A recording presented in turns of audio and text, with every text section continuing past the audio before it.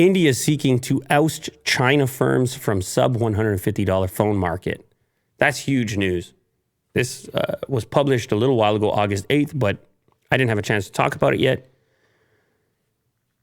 India seeks to restrict Chinese smartphone makers from selling devices cheaper than 12,000 rupees, which is around 150 bucks.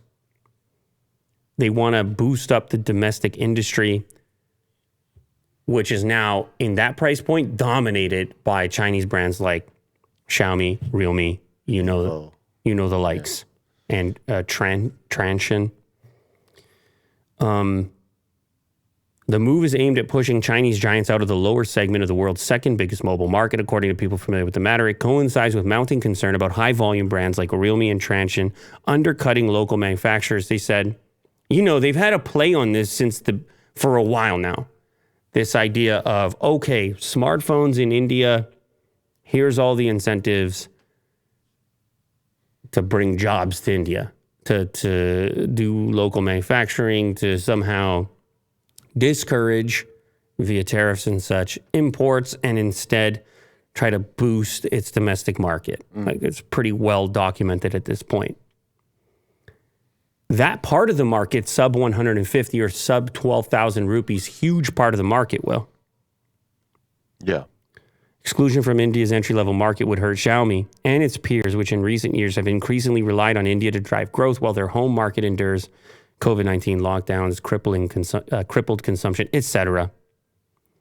Smartphones under $150 contributed to a third of India's sales volume for the quarter through June 2022. Chinese companies accounted for up to 80% of those shipments, according to Counterpoint research. Shout out Counterpoint, been featured many times on the show. Always bringing the data and also bringing the noise. Yeah, good stuff. 80%. Wow. This would be huge. I don't know. Obviously, this would be taken very negatively by China. They'd say, hey, no fair, bad trade move. Here's where we can fight back. Here's where we're going to oust whatever export you have, and so forth. So are they making their phones then? Are they producing their own phones? Yeah, so apparently there's a couple brands that were Indian brands prior to these ones coming in and dominating. Lava? And Micromax, homegrown companies, under half of India's smartphone sales before the new entrants from the neighboring country disrupted the market with cheap, feature-rich devices. Now, I don't know enough about that market. So we should get Lava stock? I just don't know enough about that market to say, like, the full effect of this thing. I assume if these are selling so well, they're probably providing significant value to that customer. And then I really wonder how that customer feels about those devices being banned, for example, and what that would do to competition and what they would then be forced to buy. And if it would even be as good as what would be available to them if these imports were allowed. Very complicated, super complex, all these factors.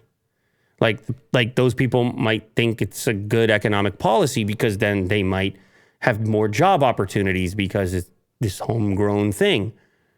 And sometimes that plays out, but then sometimes it plays out where customers actually have better options and end up with better products when these borders are open. Yeah. Like, say, for example, someone came to you, Will, and said, and this is not a direct comparison because it's kind of funny to even say it. Hey, Will, never mind that Z Fold 4. What you need is Canada's own folding smartphone. The can fold? It's the maple fold. That sounds delicious. I'll take that. And you're like, but wait. I like the Samsung fold. Well, you just have your options available to you, and you feel like you as a customer benefit from that. But here's the thing is like, what if the same conversation came up and it became politicized, and then they said, don't you want to have a job, Willie, assembling the maple fold? And you might say, it does sound pretty good.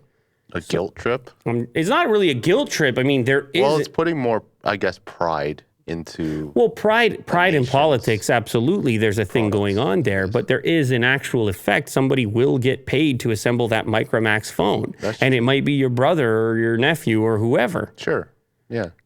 Similar, get it. the same thing happens in automotive. Whether you go buy a Ford truck that was assembled down the road, and there's a thing that happens there. More of the value is captured by your neighbor.